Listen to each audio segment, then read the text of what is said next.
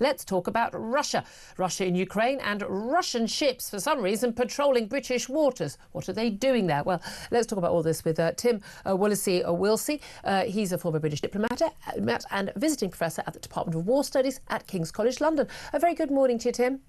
Good morning. Thanks for joining us. First of all, I just want to talk about where we are in terms of Putin and Ukraine, because Donald Trump has made it very clear he wants the war in Ukraine to be over. I mean, I think he said he was going to end it on day one. Hasn't quite happened that way, and no one took that very seriously. But yesterday he warned Putin that he faces higher taxes, tariffs and sanctions if Russia does not sign up to a deal to end the war in Ukraine. How likely do you think that those sort of threats will work? Well, in one sense, I'm quite encouraged, actually, because we'd all been worrying that Trump was rather more sympathetic to Putin than we would like, really.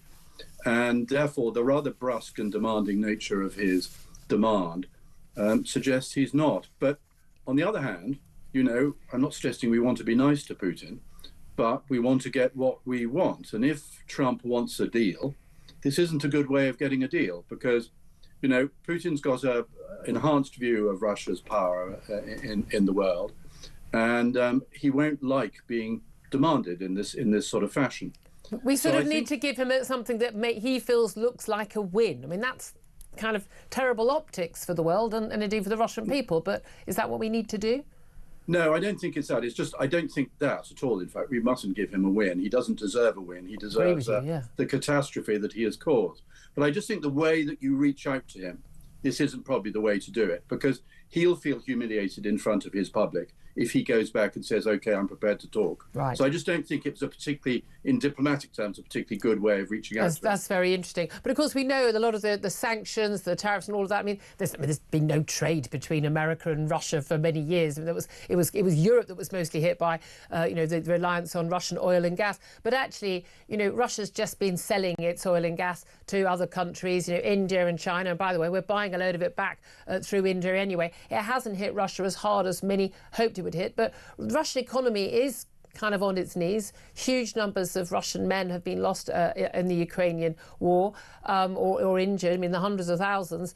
Do you think there is any likelihood that Putin and Zelensky could come to, I mean, I don't think I like the word deal really, but some sort of arrangement which could at least stop the killing? And do you think that's possible, that could happen without Russian forces being ousted from Ukrainian territory?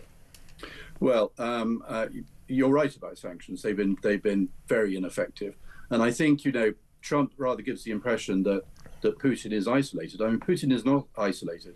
In October, he hosted the BRICS summit, in which 36 world leaders were present.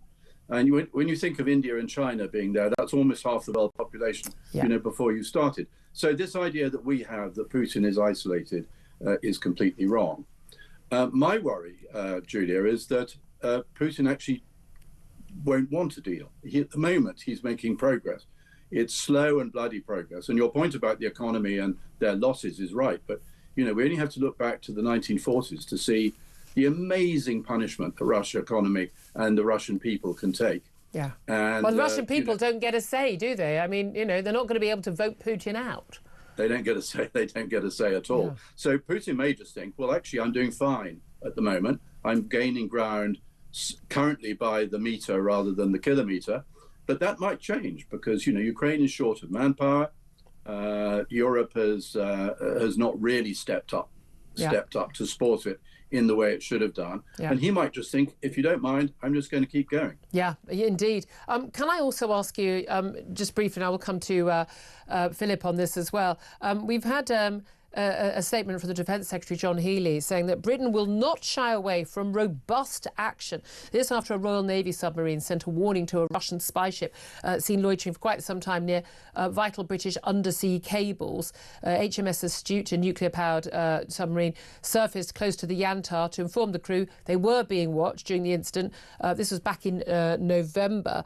Now, just I want to know, like, why, you know, what is the purpose of Russian naval vessels monitoring our undersea cables, and what sort of robust action would we be able to take?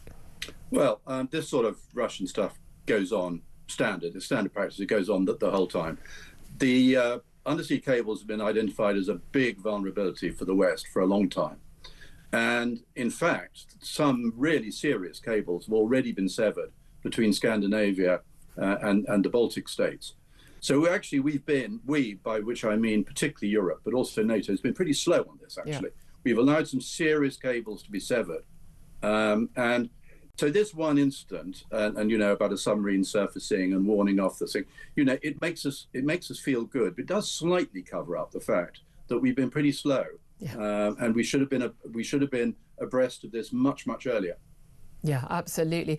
Tim Willasey-Wilsey, I really appreciate you joining us, former British diplomat out at King's College London. Thank you for your time.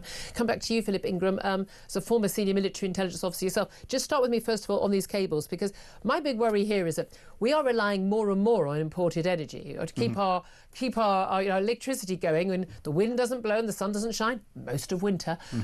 We don't produce enough electricity. We're importing gas-powered electricity or nuclear-powered electricity from whether it's Norway or from the continent, or from France. That comes through those cables. If those are severed, and we saw what happened to Nord Stream 2, the severing of that gas link to Germany at the beginning of the Ukraine war, I mean, we don't have access to that electricity, which we can't produce ourselves. This is a serious concern. This is basic infrastructure that could be under attack. Oh, it's critical infrastructure, critical national infrastructure, and it's not just electricity. It's all of our interconnectivity. Everything we get in the internet comes through these cables and connects us around the world. But this is something that we've known about for 111 years. Yeah. The British were the first to attack cables as the opening aggressive act of the First World War. Yeah. We knew about Russian spy ships coming around the coast and all the rest of it during the Cold War. And then when the Cold War finished, we took our eye off the ball. And now we're suddenly realising that the Russians actually never stopped. And as we've laid more and more cables, we've become more reliant on the interconnectivity, whether it be for power or for data. They've been mapping this. We started to see Russian aggressive action destroying cables, and we're going, oh my goodness, we need to do something. And at the same time, we are relying more and more on those cables for everything, all of our needs. I mean, again, it's insane. Yeah, it's genuinely insane. From a military perspective, if you wanted to have an impact on a country before you carried out further military action, and also with plausible deniability. Exactly. You cut all their connectivity, and that's so easy to do because these are single points of failure. There's not that many of them around the coast. Half of Britain goes into blackout.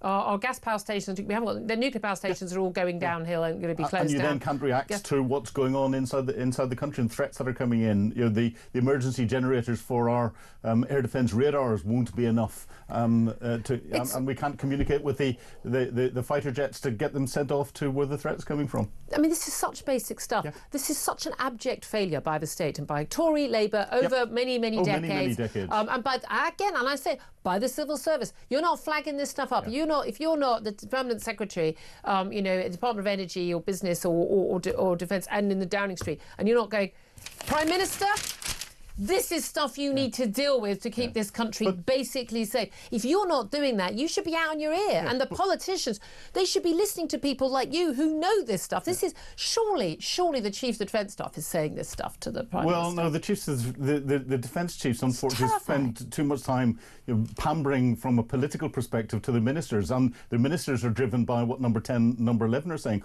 And polishing their medals. The strategic defence review that's happening in the minute is not going to turn around and come out and say we need to spend lots more money on dealing with this, and number 11 is going to say, Rachel Reeves is going to say, fantastic, it's really important we deal with this threat because we know it's going to take us 10 years to build this capability. Exactly, and again, Russia's been doing this. They spend a huge amount of money on their military, and again, this idea, America are going to protect us. I mean, you really cannot rely on that, especially Donald Trump, in charge. And as he's quite rightly said, about time Europeans looked after their own defences. I think that's perfectly reasonable. Yep. I just find it absolutely extraordinary that we've made ourselves so vulnerable to this. But also, again, when we talk about robust action, what robust action? I mean, again, if we'd been invaded by Russia, we'd have run out of ammunition on day 3. Yeah, that's how robust we can be. The submarine surfacing was robust action because that will have I think they would have expected to have been watched anyway. Yes, but shoot the ship out. You've got 10 minutes to go. That's robust action. We'd have World War III under me. This is true. Philip Ingram, big thanks to you for that.